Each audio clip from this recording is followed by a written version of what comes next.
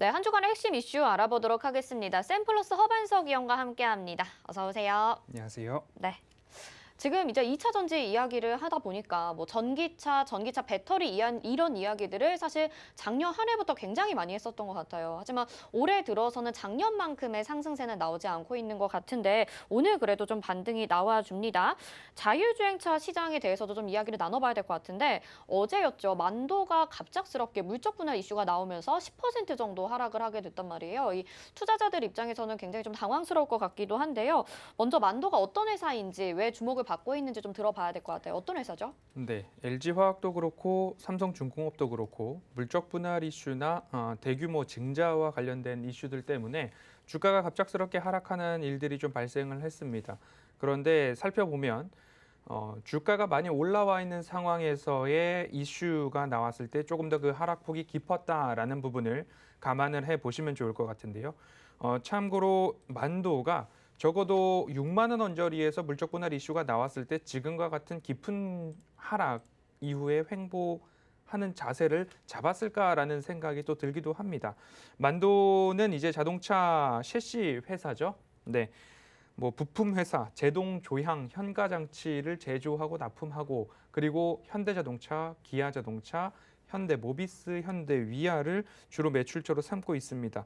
이번 분할 같은 경우에는 에이다스라고 하는 자율주행 사업 부문을 이제 물적 분할을 시키고요. 기존에 있었던 존속법인은 만도는 그대로 솔루션, 뭐 셰시 그리고 소프트웨어 고도화 그리고 EV 신산업 같은 것들을 남겨놓고 그리고 에이다스 자율주행 부분을 이제 MMS라고 하는 이제 만도 모빌리티 솔루션 가칭의 회사를 신설법인으로 분할한다라는 모습입니다. 만도 모빌리티 솔루션은 말씀드렸듯이 자율주행 부분을 특화하겠다는 부분이고요. 특성이 다른 사업 부문을 조금 분할을 시켜서 조금 더 고도화시키고 사업 방향성을 확고하게 가져가 나가기 위한 미래를 준비하는 하나의 방편이다라고 보시면 좋을 것 같은데요. 물적 분할을 했을 때 좋은 이유가 무엇인가? LG 에너지 솔루션과 함께 생각을 해보셔도 좋을 것 같습니다. LG 에너지 솔루션이 IPO를 하고 또는 IPO한 이후에 지분을 매각하거나 매각 지분을 기반으로 대규모 뭐 증설이나 아니면 추가적으로 R&D 개발이나 자금적인 여유가 생길 수 있다라는 부분이죠. 물적 분할을 했을 때에 만도 그룹 자체의 뭐 기업 가치가 변하느냐? 변하지 않는다는 거죠. 하지만 많은 투자자분들께서 LG화학은 LG에너지솔루션 2차 전지 배터리를 보고 나는 투자를 했는데 그것을 분할시키면 주주들은 이제 어떻게 되느냐에 대한 불만들이 굉장히 많았던 것과 일맥상통하는 모습입니다. 만도도 에이다스 자율주행 관련된 사업 부문에 대한 미래 먹거리로 보고서 투자한 분들이 많을 텐데 그 부분을 이제 물적 분할을 한다라고 하니 결국엔 주가가 그대로 좀 반영이 되지 않았나라는 모습이고 좋은 소식이든 좋지 않은 소식이든 뉴스가 남았을 때 차익 실현 욕구를 좀 강화했던 그런 모습으로 좀 보시면 좋을 것 같습니다. 이와 마찬가지로 물적 분할을 했을 때의 재무 구조가 그렇게 변하지 않는다. 그러면 좋은 점은 무엇인가? IPO나 신규 투자 유치나 협력, 지분 교환 이런 부분에 있어서 물적 분할된 MMS, 만도 모빌리티 솔루션에서는 투자 유치가 굉장히 유리하고 그리고 조금 더 쉬워질 수 있다라는 부분으로 이해를 해보시면 좋을 것 같습니다. 에이다스 사업 적정 가치를 PER 20배를 가정을 했을 때 사업 가치가 1조 9천억 원 정도로 평가를 받고 있는 부분이고요. MMS, 만도 모빌리티 솔루션 지속적으로 반복해서 말씀을 드리는데 지분 매각 가능성, 지분 매각을 하거나 아니면 조인트 벤처를 설립을 하거나 이런 부분으로 미래 성장 동력으로서는 조금 더 확고한 모습을 갖춰 나갈 수 있다라는 말씀을 드리고 싶습니다. 그렇기 때문에 차트 쪽에서 내가 안전한 매수 가격을 조금 가지고 있다라고 한다면 조금 더 장기적으로 가져가 볼 수 있는데 안타깝게도 6만 원 미만이 아니라 오히려 7만 원 이상에서 매수를 하고 갖고 계셨던 분들은 이제부터는 자발적인 장기 투자가 아니라 어쩌다 장기 투자를 하게 되는 형국에 들어온 모습입니다. 제가 뭐 종목 상담 시간에 만도라는 종목이 또 한번 상담이 들어오게 된다면 이러한 말씀을 드릴 것 같습니다. 6만 원 언저리까지 조정을 기다리셨다가 6만 원을 깨거나 아니면 6만 원과 가장 가까운 선에서 비중이 30% 이내시라면 오히려 30%까지는 한번 채워보시면 어떨까라는 말씀을 드리려고 합니다. 장기적으로 그룹 전반에 있어서는 오히려 또 다른 동력이 발생할 수 있는 만도 모빌리티 솔루션이 될 수 있다라고 보시면 좋겠고요. 앞서서도 분할 계획서 승인 이사회 결의가 있었죠. 그리고 주주총회를 확정을 해야 되고요. 주총 소집 통지와 그리고 이제 주총에서 안건이 통과가 되면 이제는 만도 모빌리티 솔루션이 새로운 신설 법인으로 완성이 된다라는 모습 좀 보시면 좋겠고요. 특이한 점은 만도 헬라 자회사 지분 100%를 이제 만도 모빌리티 솔루션이 가지고 갑니다. 차량 충돌 제어 방지 특허 및 차선 변경 기능 특허를 가지고 있는데 결국엔 에이다스와 관련된 모든 부분을 만도 모빌리티 솔루션이 책임을 지고 미래를 이끌어라라는 모습으로 이해를 해보시면 좋을 것 같고요. 만도 주주분들께서는 조금 속이 상하시겠지만 그래도 앞서서 말씀드렸듯이 6만 원까지 혹 조정이 나올지 안 나올지 알 수는 없지만 추가 매수에 대해서는 조금 보수적으로 보시면서 때를 기다려보시면 좋겠다는 말씀드리겠습니다. 네, 만도 회사에 대해서 좀 알아봤는데 물적 분할이라는 게 사실 악재라고 보기는 어려운 것 같지만 그래도 만도를 가지고 계신 주주분들 입장이라면 이 부분을 악재로 받아들이면서 지금 주가의 흐름을 봐야 될 것 같다고 말씀을 해주셨습니다. 그렇다면 지금 원치 않게 장기 투자를 하게 된 것 같다라고 말씀해 주셨잖아요. 이 10% 정도 주가가 하락한 상황에서 개인 투자자들 그러면 이제라도 손절을 해야 되는 건지 아니면 앞으로 조금 더 가져가야 되는 건지 궁금하거든요. 어떻게 대응하는 게 좋을까요? 네, 이제 자금의 성격상 장기 투자가 가능하신 분들이라면 한번 꼭 가지고 가보시자라는 말씀을 드리고 싶습니다. 결론적으로는 뭐 빅베스, 충당금, 기아 현대차와의 뭐 소송전 이야기들이 조금 있었죠. 최근에도 그런 부분들이 재차 부각이 크게 되지 않는 한 주가는 우상향할 수 있다라는 말씀을 좀 드리고 싶습니다. 이 자율주행이라는 부분들이 앞으로는 미래 자동차의 대부분 이제 탑재가 되어야 되고 우리가 일상으로 받아들일 날이 머지 않을 것 같다라는 말씀을 좀 드리고 싶은데요. 그렇기 때문에 미래에서 성장 동력이 가장 확실한 섹터가 아닐까라는 말씀을 드리고 싶습니다. 라이다 방식이냐, 레이더 방식이냐, 카메라 방식이냐, 테슬라와 테슬라가 아닌 쪽 두 양분이 되고 있는 모습 속에서 자율주행 시장 판도는 아직까지 확정이 된 부분들이 아니기 때문에 누가 자율주행 기술을 안정성 있게 끌고 나가느냐가 기술의 관건일 것 같습니다. 앞서서도 LG화학을 말씀을 드렸었는데요. KCC도 마찬가지죠. 20년도 9월 17일 LG화학과 KCC가 모두 물적 분할 공시를 했습니다. 발표 당일에는 LG화학이 6%, KCC는 7% 올랐습니다. LG화학은 배터리 부문을 물적 분할하고 KCC는 실리콘 분야를 물적 분할을 했는데 LG화학의 물적 분할 이슈 이후에 차트가 어떻게 흘러갔느냐를 보면 결국엔 우상향을 했습니다. 1개월 동안은 1주 동안은 8% 정도 하락을 했지만 1개월 동안에 회복을 해서 마이너스 폭을 줄였습니다. 그리고 3개월이 지난 지금 물적 분할 이슈 발표된 이후에 20% 이상의 상승을 하고 있는 모습들이 있고요. KCC 같은 경우에는 일주일 동안에는 뭐 잠깐 반짝을 했기 때문에 보합 권역이었습니다.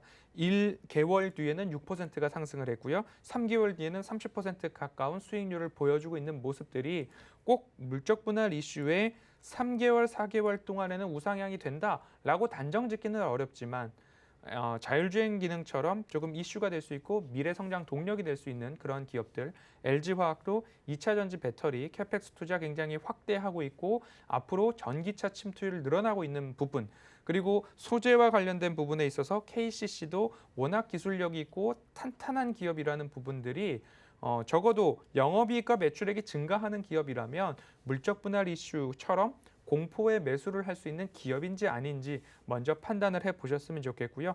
만도는 손절보다는 6만 원과 가까이 오면 나는 추가 매수를 하겠다라는 마음으로 장기적 관점에서 조금 살펴보시면 좋겠다라는 말씀으로 만도 대응은 말씀드리겠습니다.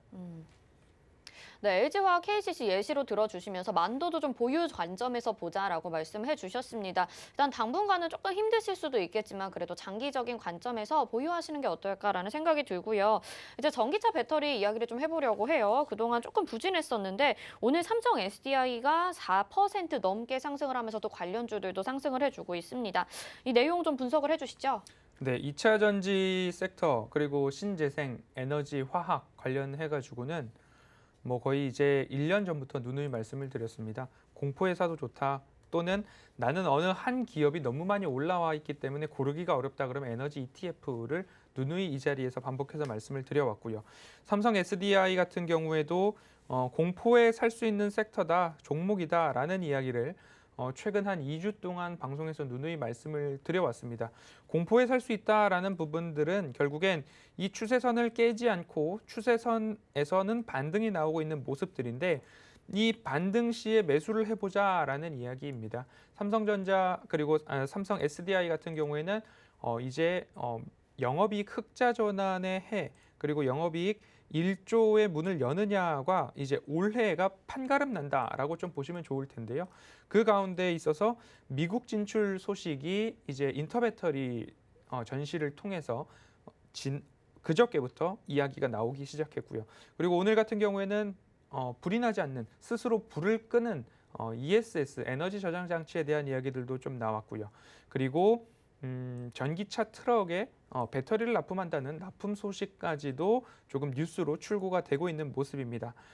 결국엔 소비자 물가 지수가 예상치는 4.7%였지만 5%가 나오면서 예상치를 상회하기는 했지만 그래도 시장은 발표 당시 잠깐 미증시가 빠졌다가 반등을 해줬습니다. 그리고 국채금리는 하락하고 있는 모습들 속에서 시장은 아직까지 인플레이션을 그렇게 급하게 테이퍼링을 급하게 생각하고 있지는 않은가 보다라는 방향성이 조금 읽혀지는 모습이기도 하지만 국내 증시의 모습을 봤을 때에는 그래도 FOMC 회의까지는 조금 조심하면서 지켜보자라는 이야기로 좀 보시면 좋을 것 같습니다.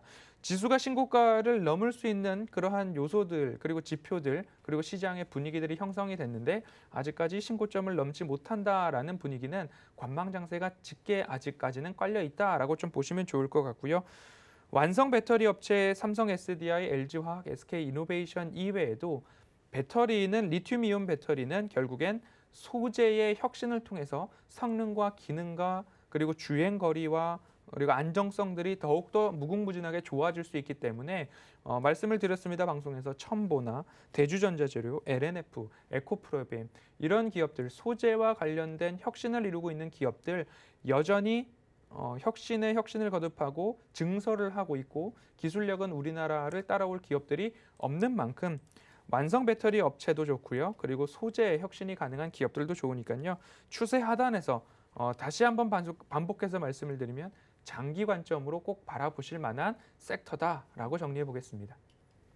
네, 삼성 SDI 그동안 좀 힘드신 분들도 많으셨을 것 같은데 오늘 미국 진출 소식에 상승을 해주고 있습니다. 하지만 FOMC 회의 전까지는 조금 조심해서 그리고 장기적인 관점에서 봐야 될 것 같다라고 정리를 해주셨고요.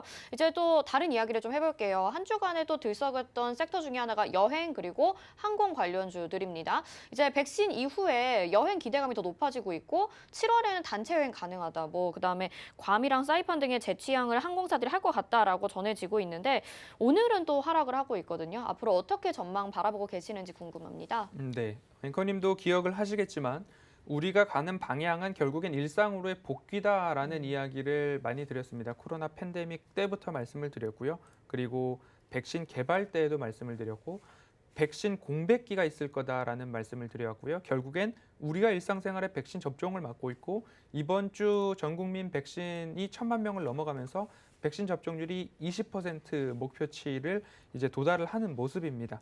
그리고 7월부터는 음식점이나 외부 활동에 있어서 현재는 10시까지 영업 제한 시간이 있었는데 자정까지 늘리겠다라는 이야기들도 있고요.